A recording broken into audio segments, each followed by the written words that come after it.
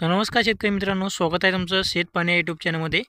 तर शेतकरी मित्रांनो, आज दिनांक 2 जून. तर आज मध्यरात्रीपर्यंत आपल्याला काही भागामध्ये जोरदार ते मुसळधार पावसाची शक्यता आपल्याला पाहायला मिळू शकते. तर जाणून घेऊया काय सविस्तर अंदाज. तर त्याआधी मित्रांनो, चॅनल सबस्क्राईब करून बेल आयकॉन दाबू शका. तर शेतकरी मित्रांनो, जे आहे आज मध्यरात्रीपर्यंत जे आपल्याला पुढील काही तासामध्येच छत्रपती संभाजीनगर, अहमदनगरचा काही भाग, तसेच बीड, माजलगाव, परभणी, हिंगोली, नांदेड, लातूर, तसेच सोलापूर, जालना, लोणार, जितूर. तर या भागामध्ये जे आपल्याला आज मध्यरात्रीपर्यंत जे आपल्याला या ठिकाणी जोरदार ते मुसळधार पावसाची शक्यता आपल्याला पाहायला मिळू शकते.